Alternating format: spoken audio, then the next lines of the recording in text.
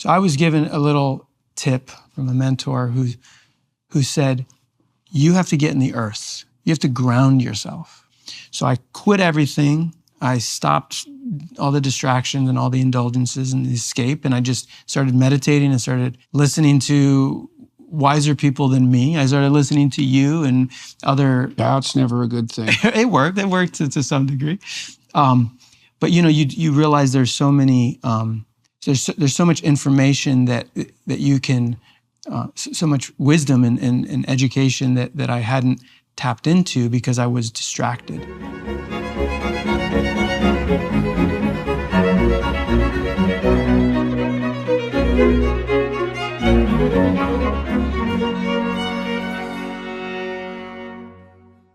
Hey, everybody. So I have the privilege today of speaking with Adrian Grenier.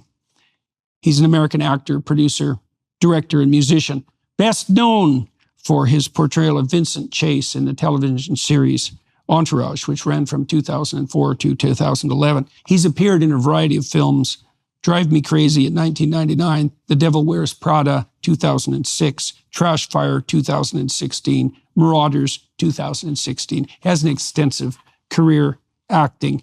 And so we walked through the development of his career from the time he was a street rat, basically, in New York City, through his education at LaGuardia High School, where he studied film and acting, and then through his choppy career as an actor, and not an all-in actor, until the time he signed a contract with Entourage and hit the road running. He became spectacularly successful as a consequence of that, and had all the opportunities that go along with fame and fortune. And so we talked about that. We talked about a radical shift that occurred in his life as a consequence of him disappointing the woman that he loved, and what that did to him and how that worked out. He's now married. He has a son. He's made a radical shift in his life. He's running a very interesting long-term experiment. He has some land outside of Austin, about 46 acres. He's trying to learn how to put some of the concerns he had on the environmentalist activist front into actual practice. And he's grown up. And that's what we talk about fundamentally, about the difference between being immature and between being mature, and why the latter is actually an improvement. So you're welcome to come along for the ride. So where did you grow up, Adrian? Primarily in New York City, Upper West Side.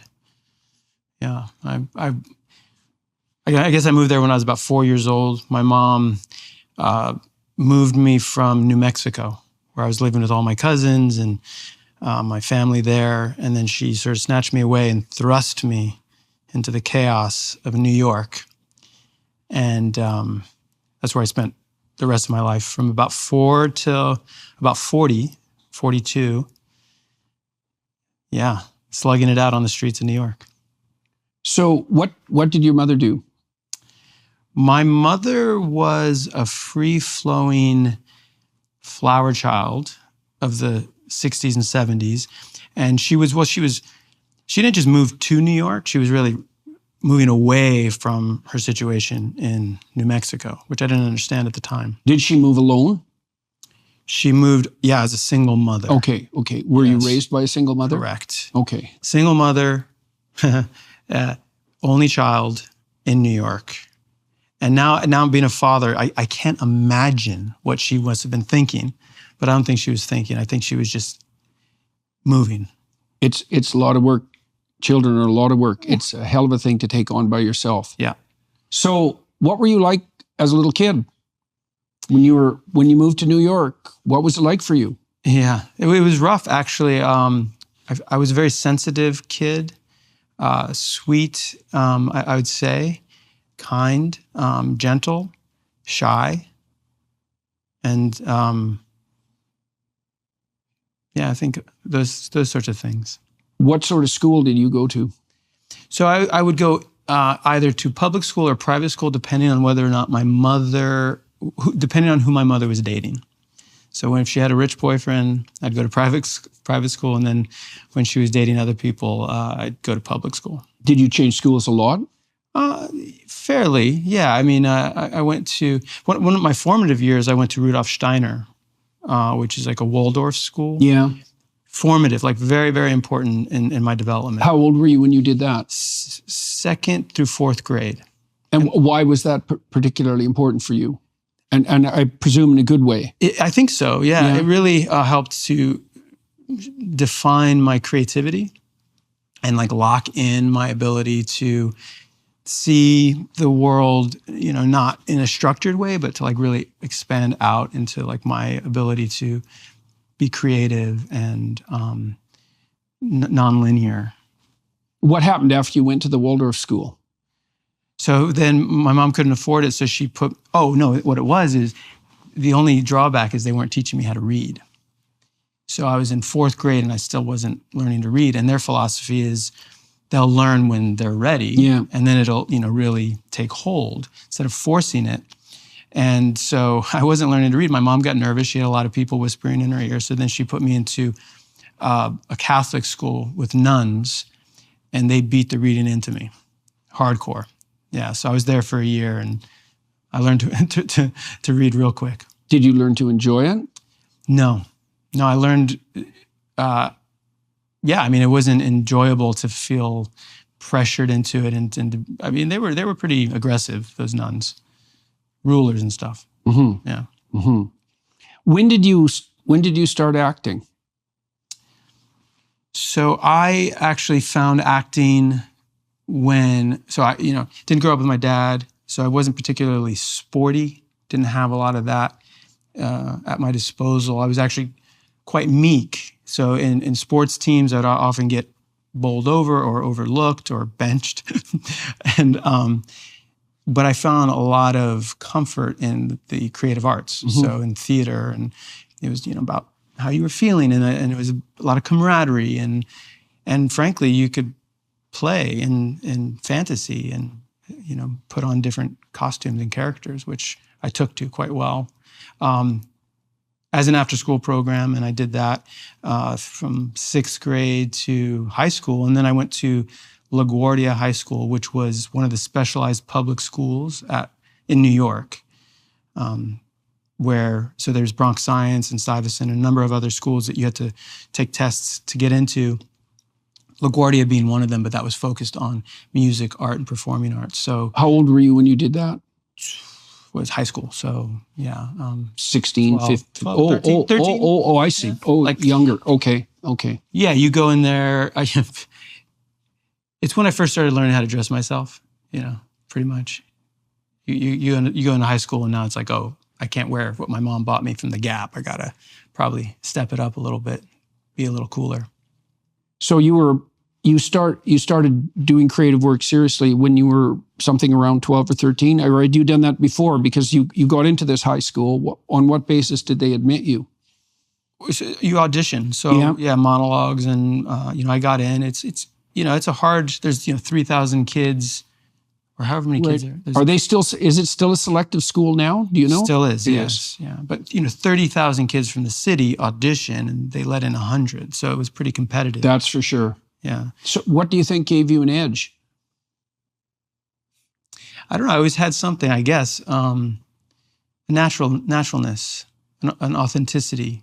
I always moved towards being just really honest. So I didn't put on any performance. I was just finding the parts in myself that were true to the material. And I didn't overdo it. Mm-hmm. So it felt like underplayed and real. What kind of experience did you have acting before you did your auditions? After school programs. Did like musical theater, and like we would put on a show. It was more of an after school program, not professionally. Although, producers and agents started to sniff around. They started to notice me. And I just always rejected it because I didn't want to be an actor. That's the truth. I didn't want to do it as a profession. I still resist it to this day. What did you want to do? I was more into music, I think. and directing, filmmaking. I loved to. So my friends and I in high school, we would make movies, high cameras. You know, you get a camera and you just start filming, and you'd cut it. You would do all the editing within the camera. Yeah. You wouldn't download it to a machine or like edit it. You would just, okay, ready, action. And then you do one take, and then you change the angle, and you shoot it in sequence, and you edit as you shot. And this was at LaGuardia when you were doing this? So, yeah, my friends and I, that's what we would do on the weekends. We would make movies. And it didn't matter if you were holding the camera, or if you were in front of the camera, or if you were holding the boom, or if you were climbing up the side of the building to get the cool shot. You really were able to move throughout all the different roles. And I just loved the process. So I was always okay being in front of camera out of necessity because we're telling a story. But I really had stories that I wanted to tell. So whatever it took to get the job done, I was happy to do it. But being an actor, you know, the ego of like wanting to be seen was never really my motivation. It was more just to tell stories. How is it then that you became an actor? What happened? And was that part and parcel of what you learned at LaGuardia?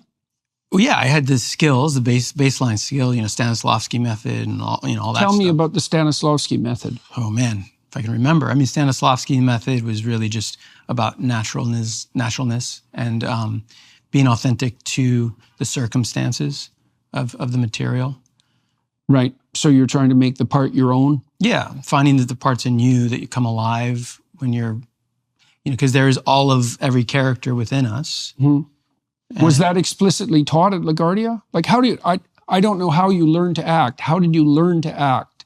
Yeah, we learn techniques, certainly. And then, you know, we put on scenes, we put on plays. And at the end of the third and fourth year there, you do plays, whole plays. Mm-hmm.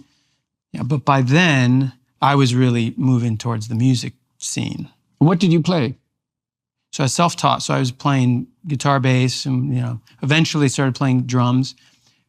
Because I was autodidactic, because I had no formal training, I had, you know, no rules. So it was just whatever, and it's rock and roll. So, you know, you learn 3 chords and you're off to the races. I was in a band. Our band in high school was called the UFOs, the Unidentified Funky Organisms. And it was a lot of fun and really loved the camaraderie and the immediacy of music. Whereas acting, you know, you go and you rehearse and you practice, and then eventually maybe you get on stage and there's an immediacy when you're on stage. Filmmaking is a lot longer, you know, lead time for your gratification. Right. Music is like, boom, you hit the drum and people feel it, and it's like really present, and I really enjoyed that. So why did things expand out for you on the acting side and rather than, say, on the music side? I mean, I know both of those are unlikely careers. So I went to college briefly, and I was taking film, and they handed me a bunch of books to read on film, and they gave me a camera, and they go make a film, come back, and then we'll critique it. And I was like, I'm paying you to do that? Like, my friends and I do that. Like, why would I pay all this money, go into debt for you to tell me what I can do on my own? I was pretty self-motivated. So I dropped out of school and just started doing it myself. This was after LaGuardia? After LaGuardia. Where did you go to college? College. And you were there for how long? A year. Oh, yeah. So you were there for a whole year. But you felt that you could do this essentially on your own or with your friends? Yes, exactly. Without having to pay for it, right? And it was, you know, it was a lot of money, right? So, but, you know, that wasn't the main, that was one of the reasons I dropped out.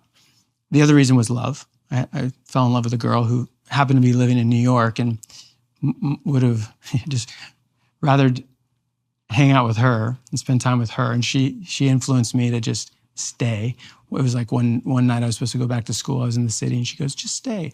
And I just never went back to school. Where was the school? It was just 2 hours upstate New York. Okay, I see. But so I ended up staying with her, and that's a whole nother story. I mean, it was lost kid with a girl. It was just pretty destructive relationship. How old were you then? 17, 18. Oh, yeah, okay. 18, yeah. But once I got out of that, you know, I got my first job. It was funny. I was living with her. I didn't expect to tell this story. I was living with her at her parents' house, who had this huge apartment on the east side. It was like Sutton Place. It was like the nicest place in New York. And it was such a big an apartment that they didn't even know I was there. Yeah, so we were— How long were you there? 6 months, 8 months, a long time. But it was the housekeeper that kicked me into gear. She was like, "What's wrong with you, boy? You're a strong young boy. Go out yourself and get yourself a job. You need to get yourself, I'm not doing your laundry anymore." So she basically kicked some sense into me and made me get a job, which was my first job. Where was your mother in the picture at this point? I'm sure she was pulling her hair out, not knowing what to do. Yeah, okay. Poor thing. I feel so bad at that time in her life. I mean, in retrospect, she must have been distraught by my behavior. I dropped out of school, didn't have a job. I was with this girl who was a little bit— Why did the girl put up with you? She was troubled. She was more trouble than me. How about that? Okay. And I thought I could save her, and she could barely save myself in the whole situation. Yeah. All right. So this housekeeper gave you a kick. She did. Why yes. Why did you listen to her? Because she was doing my laundry, and I was like, it's like, whoa, I need to do something. I don't know. I knew that it was time. And there's always this voice deep down inside that's like, hey, you got to get yourself together. But I started waiting tables, typical, starving actor, although I wasn't trying to act. But as I was waiting tables, I was very rebellious. I wouldn't shave. And this is back in the 90s, and they didn't tolerate that at restaurants. Like, you had to be clean shaven. Now it's hip, like hipsters wear beards as waiters. Then you had to be clean shaven. I wouldn't do it. So the only jobs I ever got were these shitty restaurants that were going out of business or struggling. So I wouldn't make very much money. So I had a lot of time on my hands to think about my life. And it was in that moment that I was like, I have to make a change. I don't want to do this for the rest of my life. And that's when I found some motivation to try this acting thing. And so that's when you started attending auditions? Correct. Formal auditions? Yeah, so I called. I don't know if I had an agent at the time. Maybe I did, but I was blowing off auditions. I was just not motivated. But in this case, I was like, okay, I'm getting the next job that I go on, the next audition I'm going to book. And I did. And that was the first film that I— So how were you spending forget about the restaurant jobs, how were you spending your days during that period? What were you actually doing? Oh, that's a dark view. You want to go there? Well, I'm curious because, part of what I like to understand about people is how they find their pathway forward, how they find their motivation. And you stopped going to school. You were with this girl. You were in love with her. You were hoping that something would come out of that, although that seems not to have made itself manifest. So, and you were living in her apartment. You ended up with low-paying jobs, beginner jobs. What was going through your mind at the time? Were you angry? Like, no, I was just romantic. I thought like we were going to be in love, and and there's this, I guess, this starving artist idea. We have to be, living low to ground, just like finding our food, sleeping in the streets. There's like sort of a romantic— It was this like New York thing. I'm a street, I'm living in the streets, and we would hang out in the streets and, find places to sleep, and it was cool. And I felt cool. You ever see that movie Kids? No, I don't believe so. Harmony Korine, is it? Maybe he wrote it. It's a movie that whenever I watch it, it's like pure nostalgia. It's like, oh my God, that's exactly how it was. You can just watch the preview. It's gnarly, and because And was it filmed in New York as well? They filmed in New York, and a lot of the kids in the movie I knew, because they were basically taking real kids from the streets and then making a little story around these hood rats, and these were all the kids that I knew and hung out with. Some of them were a little bit too scary for my crew, but we knew who they were. And it was just romantic, and the kids just running shit on the streets, like no fathers, single mothers, and all these kids just finding a place to drink a beer, really. Mm-hmm. And in New York City, there are no parks. I mean, there's Central Park, but it's stoops and abandoned buildings, that we'd break into. At this time, it was still the 90s, so that it hadn't been completely gentrified yet. So yeah, there's a cool factor to it, like rock and roll and punk. And, I met the girl that I'm talking about. I met her in a mosh pit at CBGB's when she was like 13, I was like 14, and so that was just the milieu, the vibe, it was cool. So it felt like it, at least. Yeah, well, maybe it was. I mean, it's not obvious what you have to go through when you're young to get your head screwed on straight. So it took me 20 more years before I finally did. Yeah. Well, congratulations on managing it at all. Yeah, thank you. Yeah. All right. So, are you or someone you know fighting the battle against cancer? For the last 25 years, Invita Medical Centers have been pioneering personalized, cutting-edge treatment programs for patients all over the world. Invita has been the leader for patients looking for advanced immunotherapy and genetically targeted therapies, all while focusing on fewer side effects and better patient outcomes. As a global leader in oncology care, Invita is committed to healthcare freedom for all. They've spearheaded a revolution in employer health insurance options, empowering companies to provide their employees with access to not only top doctors, hospitals, and technologies, but also the first of its kind nationwide personalized medicine coverage. Invita is doing all of this, plus offering significant tax and cost savings, full transparency, and liberation from the grip of commercial insurance carriers. Whether you're a patient in need or a company looking to break free of monopolized healthcare insurance, Invita could have the solution for you. To learn more about their treatment options, visit Invita.com or visit InvitaHealth.com to learn more about their company insurance programs. That's Invita, spelled ENVITA.com for treatment options, or InvitaHealth.com to learn more about their company insurance programs. All right, so you took these restaurant jobs. Were they good for anything? No. I had to get out of that. And when I booked my first film, that was it. I just started acting. And I was still keeping it pretty humble. I would do a job a year. I'd make more money than I'd ever seen, 50 grand, to do a movie. And then I just make it last for the year. And I still play with the music. So what was your first movie? It's called The Adventures of Sebastian Cole. How old were you when you did that? 20, 21. Yeah. And it sounds like you had more offers than you took up. Oh yeah, I screwed up a lot of offers. I could be a lot more famous than I am today.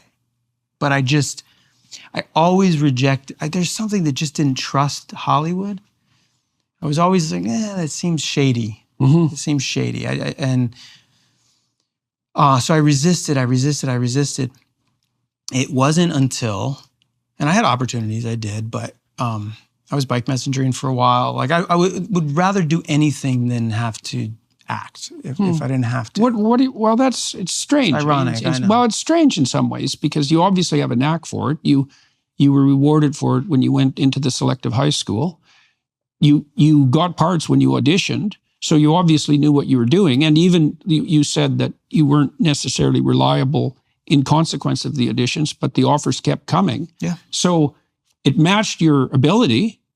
So what was it about and even you would think to some degree it would match the romance too, because you were, in principle, you had made films, you were sort of artist on the street. And so what the hell was wrong with some success? What was it that stopped you from that, do you think? Nothing stopped me. I mean, it happened anyway, despite myself.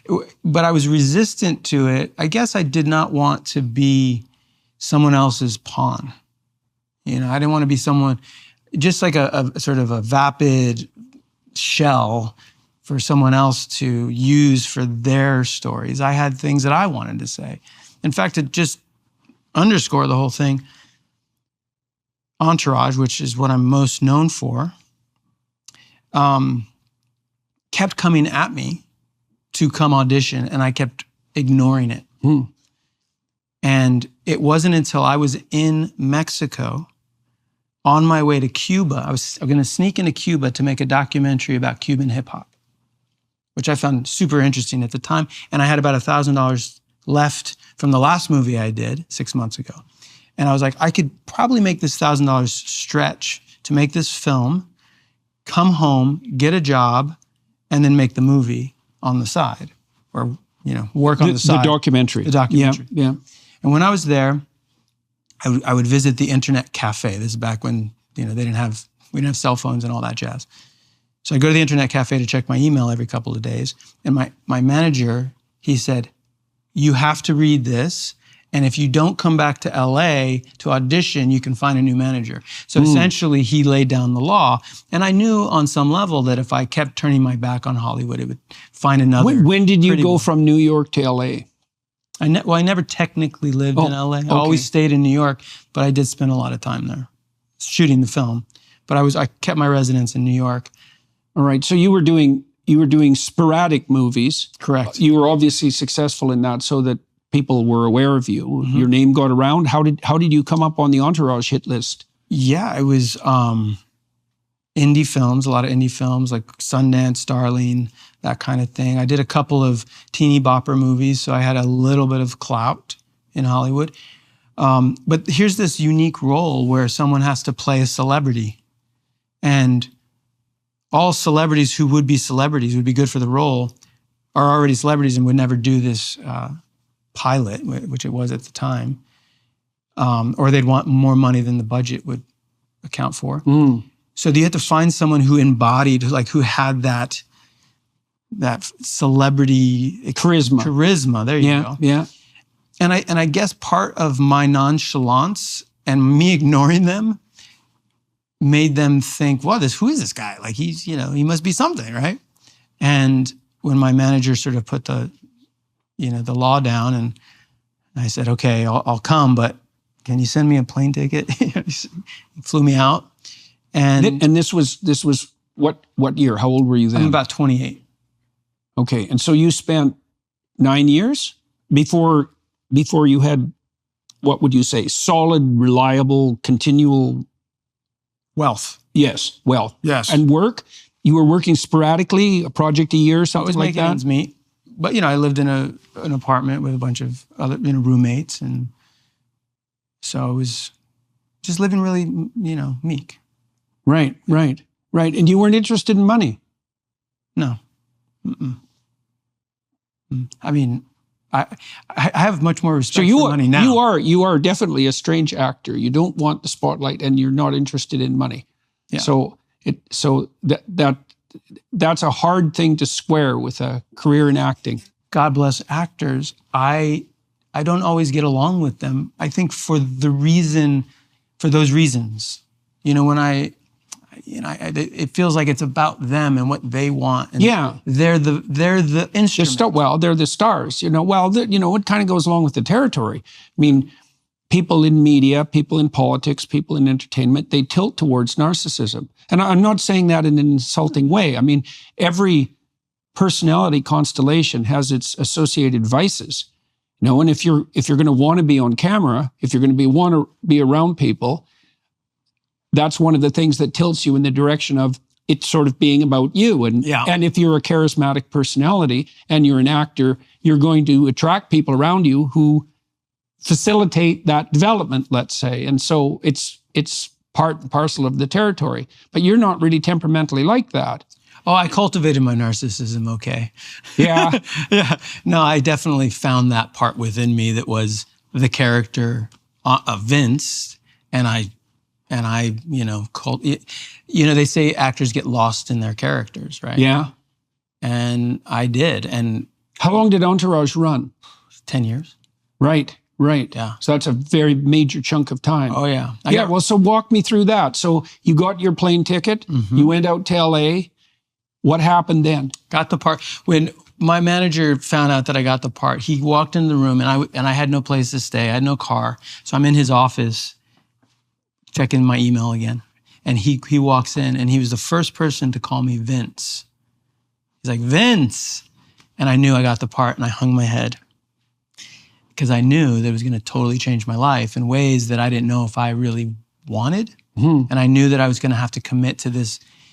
Because he used to tell me, it's like, you don't even know what you don't no, like you're going to have access and women and money, all these things. Yeah. Because he was, managing other famous people. So he understood. And he's like, you don't even know you want it, but when you get it, you'll know you want it. You'll know it's great.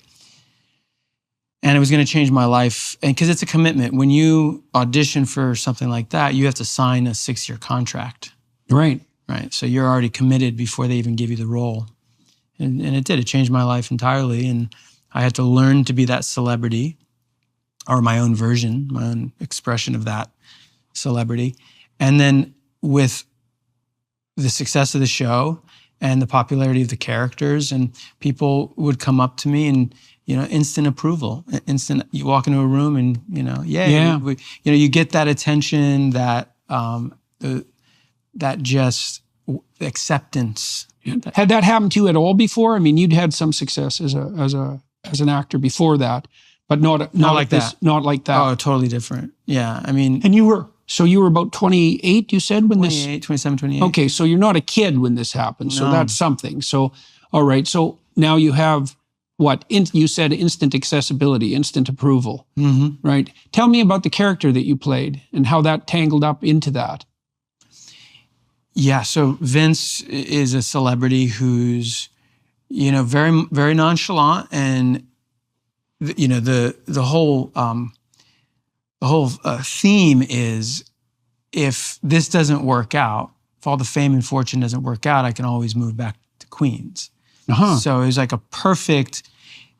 Talk about typecast, right? I mean, all the characters have. That's very strange. We're all New York kids, and we were all very well cast, But I think that's partly they were writing the character to reflect me. Oh yeah, okay. And partly that was the character that was, because it's so called that's Entourage. fun, trying to distinguish your actual life from your role. It was more fun to blur the lines,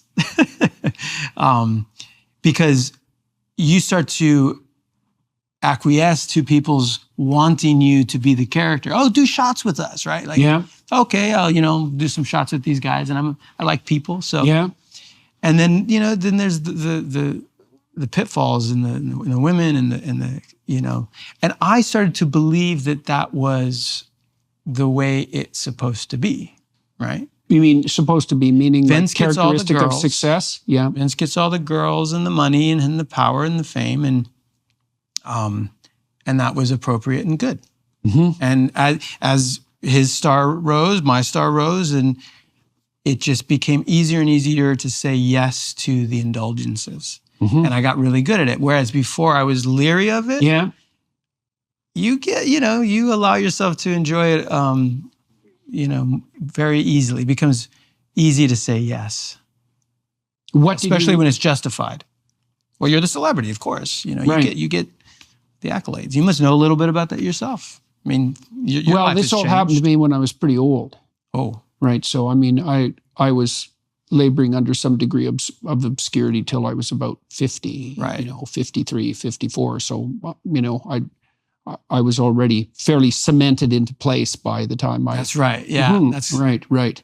And, I have a very tight family and a very tight network of friends. And so that's also made a substantial difference to me. I don't know what it would have been like to have encountered that sort of thing when I was much younger. I mean, I probably would have been wild, especially if I would have done it before I quit drinking. So I quit drinking when I was about 25, 26, something like that. And that straightens out your life pretty radically. But I was pretty wild, when I was drinking. So right. So I, growing up in New York, there's a little bit of nihilism, godless, and this was now the overlay of my ego, which was, see, I am the man. I got the part. Yeah. And people are, approving of me. Yeah. So it just... Yeah, well, it's a very difficult thing. I mean, I don't know exactly how it is that you can resist. Part of being socialized is to pay attention to what others think of you, right? I mean, that's part of being in the loop for accepting social feedback. And normally, you're not carried around on the shoulders of others constantly, but you found yourself in that situation essentially. It's like, it isn't obvious to me how people can withstand that.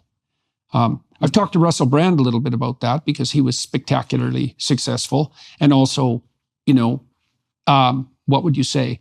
In the market for whatever appetitive urges might make themselves manifest. And so, he's talked to me a little bit about that, and he paid, I would say, a relatively heavy price for that. He and I might have been friends if we weren't competing for the same chicks. Did you know him? And did you know him in LA? We crossed paths a few times.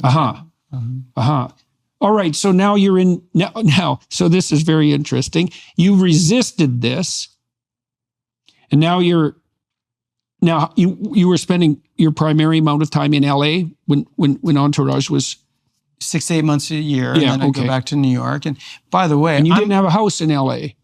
I had a house that I stayed when I was there. Okay. I kept my New York address, and I got mail there and my bills there. So, paid taxes there. So funny enough, like you should check out. I actually made a documentary. So I simultaneously, while I'm on this ride and I'm finding more and more excuses to indulge and enjoy the lifestyle, I was maintaining a sense of my goodness by doing environmental work and starting charities and making documentaries. And I still had a band the whole time. In fact, the band really got popular after that, even though we might not have deserved it otherwise. So I still had my other life, which kept me feeling like I was not swept up in that whole thing. Right. But not really recognizing how much I really was, captured. Okay, so why not be captured? Like, I mean, you were successful. You got the part. The part was successful. The series was successful, and you have these things that are laid at your feet. Mm-hmm. So, what's the problem with indulging? I thought I was going to live my whole life in that lifestyle, and I couldn't figure out a way. Like, my logic mind could not understand why I would do it any other way. Yeah. I didn't believe in God. I didn't, I was open and poly and, liberal and I thought I was a good person. Mm-hmm. I really did. It wasn't until I was in my 40s and the love of my life, who I was dating at the time, she dumped me. She, in no uncertain terms, said, "You are the worst. You need to look at," and she gave me a list. She even did. She was she was thorough. She was nice enough to give me a list. Uh-huh. Take a look at how you're drinking. Take about how you're using sex. Take a look at all these things. See ya, lose my number. And it was almost like a glitch in the matrix. I was like, for a second, I was like, what? There was something off. Like, how is it that this girl, she was young, and she didn't, like, here I am, the powerful, rich, famous person who is justified in everything I'm doing because I also do charity. Mm-hmm. Mm-hmm. And she's leaving me. I could give her everything, access, we could fly, like we do everything, go around the world, anything. And she's leaving me. Mm-hmm. So that was like weird, but I was like, all right, I'll find another girl, not a problem. But it stayed with me. And because I loved her and respected her so much. Why did you respect her? Because I knew that she was honest, and I knew that she wanted what's best for me. I see. So she actually loved you. Yeah. Oh, well, that's annoying. Yeah. Yeah. And it stayed with me. And you said that the charity work you did and so forth. Mm-hmm. Now you're implying that, at least in part, that was what would you say? A moral flag to fly while you're living an immoral life? Yeah. Did you know that at the time? No, I legitimately believed that I'm glad that I'm the famous person with the access and the money because I can actually make the world a better place because I have a good heart. Yeah. And I think this is like my mother telling me, oh, you're a good, and that's a whole nother sidetrack, but moms that love their kids, they tell them they're good. Yeah. And no one ever told me that I was bad or that I could be. So I never really got to connect into the part of me that was treacherous and destructive and selfish. Because I always just imagined. And this girl, she alerted you to that. Oh, yeah. Yeah. And did that happen, were there hints of that before the breakup? There was a looming dread in my life. Like, life is perfect? Wait a minute. Why is my life perfect? There's nothing wrong with my life. Like, I was just waiting for the other shoe to drop. I'm like, well, is it death? Is that what I'm just afraid of? Or what is it? There's something that I'm not connecting into. And quite frankly, I was all head. I was all intellect and groin. I was all head and cock. Mm-hmm. Like, I didn't have any feeling in here. I didn't have any intuition. I was totally disconnected from. Now you tied that at least provisionally to your mother's insistence that you were essentially good, right? So you hadn't been called on your misbehavior. Well, I think that when I was younger, there was some traumatic things that happened to me that were so painful that I sort of dissociated and decided I didn't want to feel anymore. This is what I've come to realize when I've now later in life, after taking my ex-girlfriend's list and then starting to investigate.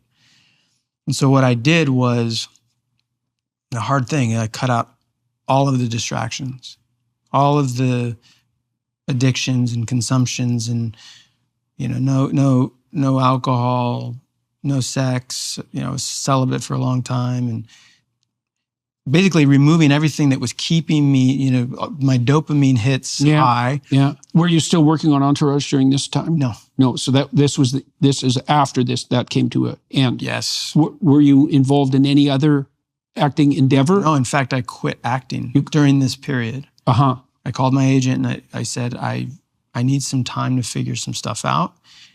So I don't want you to waste your time putting me up for things because I'm just not going to work for a while. Mm-hmm. Burst into tears because it was like, who am I now? Right. Like, what am I? Right. And that began a multi-year process of me, well, first of all, cutting out all the distractions enough for me to see what was going on inside, and ground in and come down to earth and start to realize that I had a lot of pain. I had a lot of childhood trauma that I was not, that was metastasized inside of me. And so that really began my steps towards, I think, growing up. Did you know Fast Growing Trees is the biggest online nursery in the US with more than 10,000 different kinds of plants and over 2 million happy customers? They have everything you could possibly want, including fruit trees, evergreens, houseplants, and more. Find the perfect fit for your climate and space. Fast Growing Trees makes it easy to order online. Your plants are shipped directly to your door in 1 to 2 days, along with their 30-day Alive and Thrive guarantee. I just overhauled my front yard with all new spring blooms, and Fast Growing Trees really saved the day. With their fast delivery and professional consultation, we saved so much time and hassle not having to go to a nursery, and our hydrangeas and lavender plants arrived in beautiful condition. Whether you're looking to add privacy, shade, or natural beauty to your yard, Fast Growing Trees has in-house experts ready to help you make the right selection. Growing and care advice is available 24/7. This spring, shop their best deals online and get up to half off on select plants. Listeners of Jordan's show get an additional 15% off their purchase with code Jordan at checkout. That's 15% off at fastgrowingtrees.com with promo code Jordan at checkout. Fastgrowingtrees.com, code Jordan. Offer is valid for a limited time. Terms and conditions may apply. And so what did that look like growing up as far as you're concerned? What changed? I mean, you said you started to cut out the distractions, the addictions, Yes. the immediate pleasures. Yes. And you did that at least in part because of the list this girl left you. Mm-hmm. Yeah. Well, she was very explicit. She's a smart, intuitive woman, so she knew exactly where I should look. So she gave me a map, and I started to look, and she was right, and it was just opening up the door, though. And then there, the path was long, deep, and dark. I mean, I went through, multi-year dark night of the soul, and had to come out the other end, awkward, and finding, a new way of being in the world without all of the. Yeah. And so what did that new way involve? What changed? I mean, I know you stopped. Like, there's the things you stopped doing. Yeah. But that just leaves an emptiness in your life. I mean, that's the problem with cutting out anything that's, let's call it addictive. It's like, well, that's how you spend your time. So now you stop doing that. You don't even have the same friends anymore. So what I realized is I didn't want to die alone. I wanted a family. Uh-huh.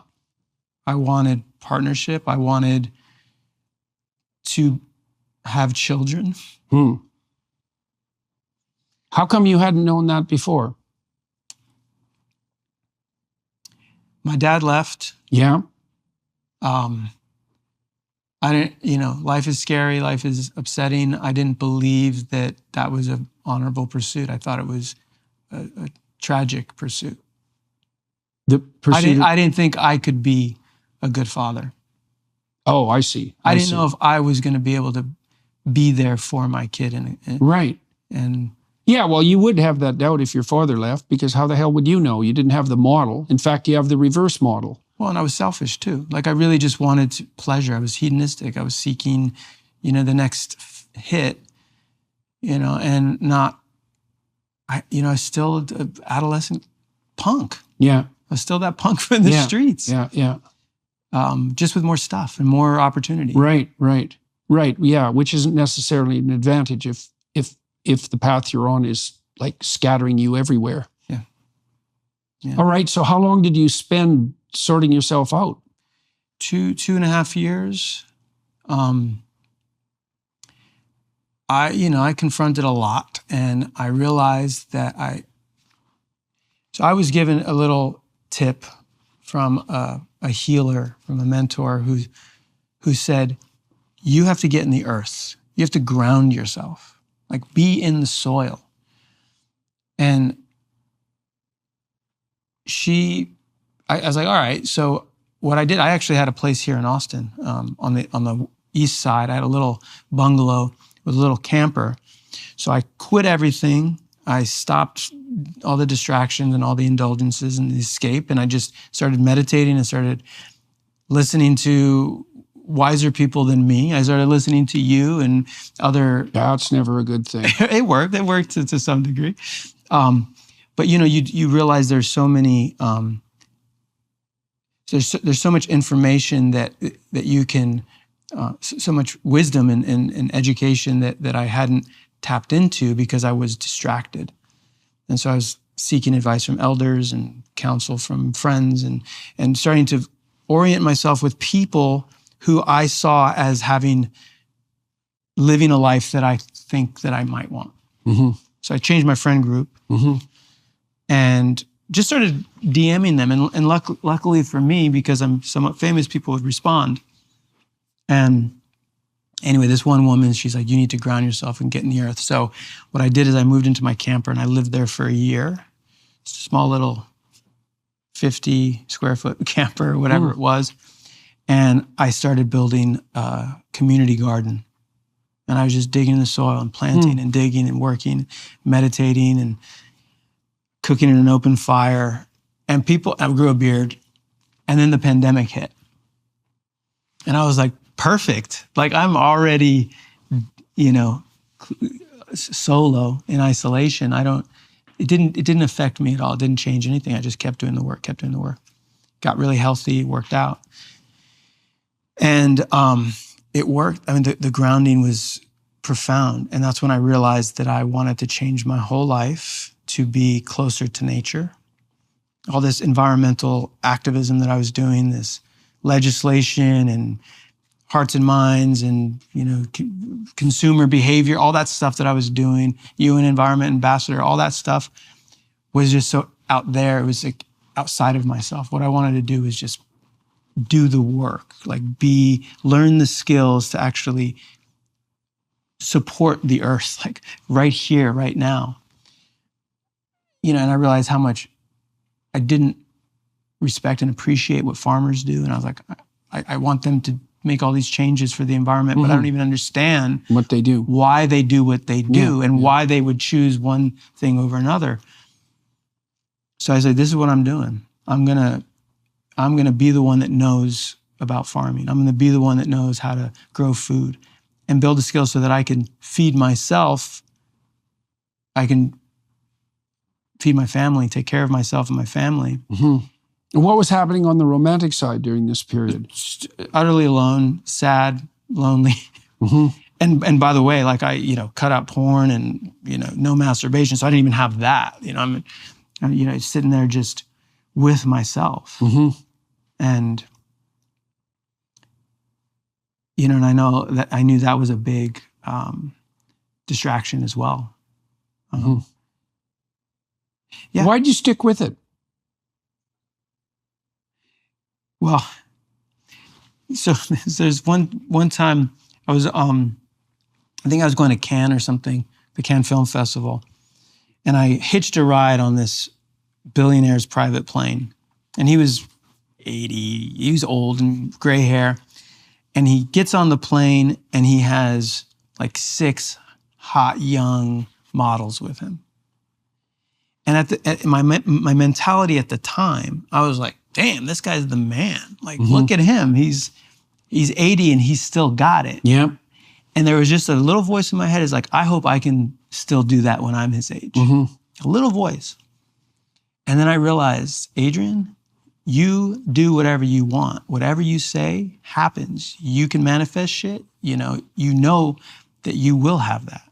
And it like really shuddered me. I was like, holy shit, wait a minute. I don't want that.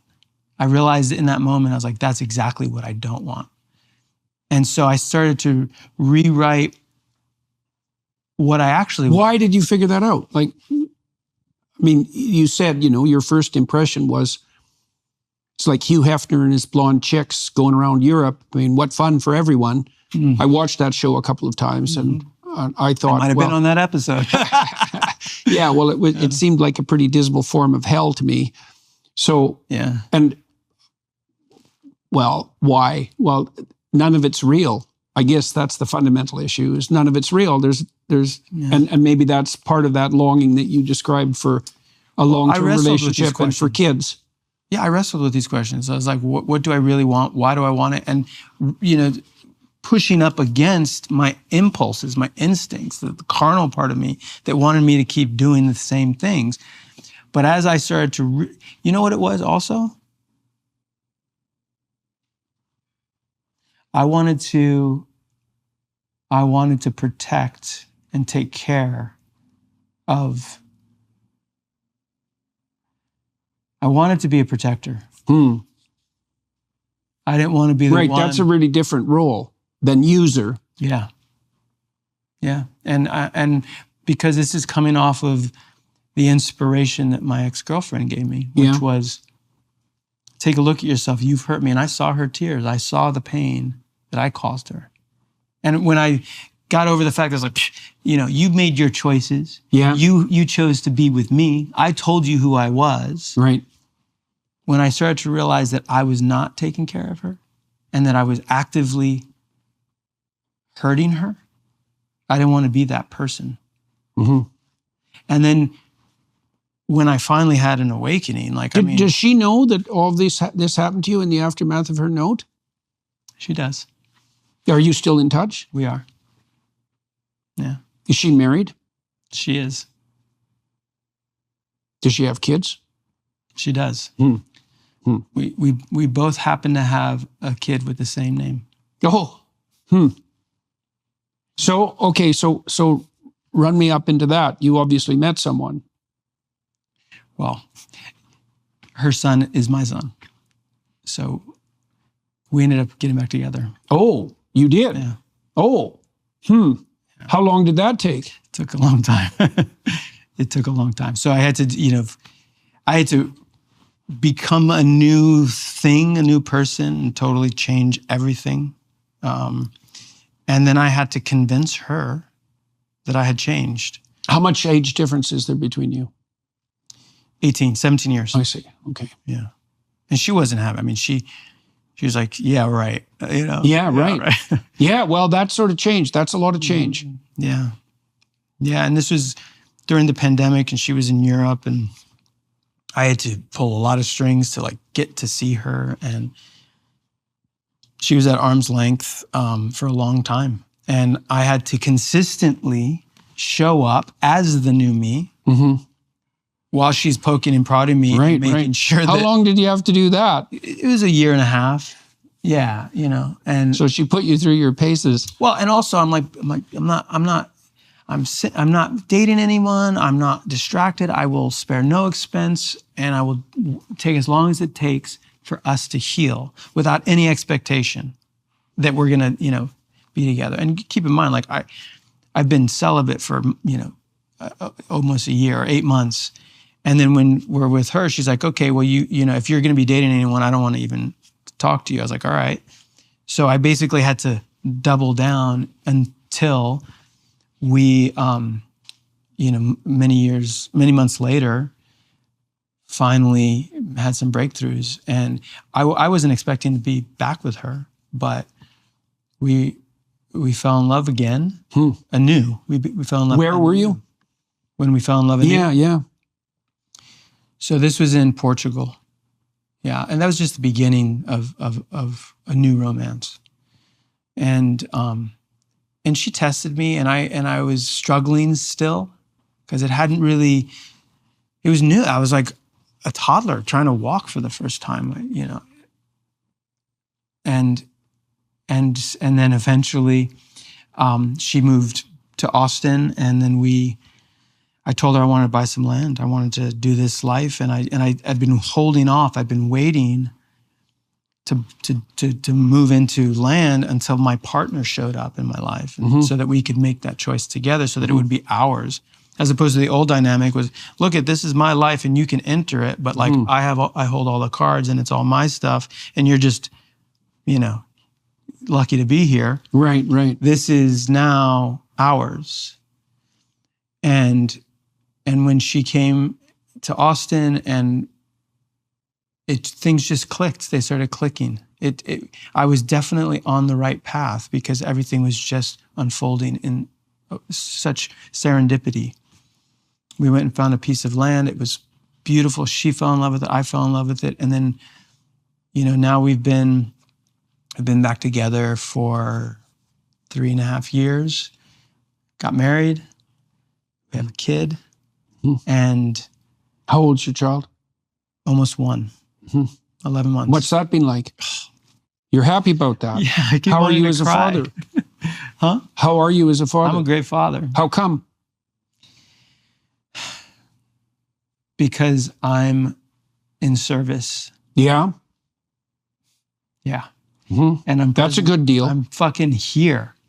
I've designed my life so that I could be there with him and with her. And so reimagine what my life could be. And it's on land. We have 46 acres. We're building a little nature community. We have a number of homes. We're inviting people to live there. We have agriculture projects that are all supporting, the whole project. And I get to do that work every day. So it keeps me grounded. What kind of work do you do? So learning all the skills, or trying to learn. I'm certainly definitely still an apprentice of the land. I'm spent 40 something years in New York, and now I'm just trying to keep things alive and learning, about, the snakes and how to wrangle them, and not try and kill everything that scares me, but try and move against it and be brave in those moments and fail and still keep at it. And all my mentors and friends are farmers. And I just, sent a bunch of texts this morning, like, hey, there's a storm coming, should we prepare? Like, what should we do? And just getting a lot of advice. And by the way, these farmers are dying. They're desperate for young people to care about what they're doing. They're looking for someone to pass down their knowledge and their wisdom. There's just not a lot of people who are wanting to do that. Everyone wants to move to the cities and be fancy or something. So it just feels good. The father I never had are in all the older men that are now my mentors, the homesteaders and farmers. So what do I do now? I work the land and build this community. And so what does a typical day look like? Well, you wake up. I usually take Seiko in the morning, my son, and we go out on the land, he and I, let out the ducks, take the dogs, and take them for a walk.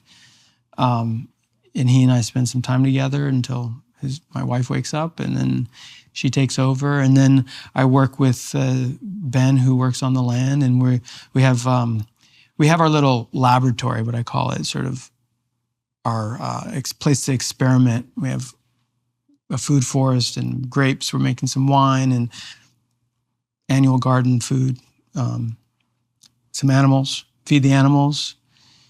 And then also I get to still be creative because I get to tell the story. So I have a channel called Earth Speed. And so we're telling stories from the land.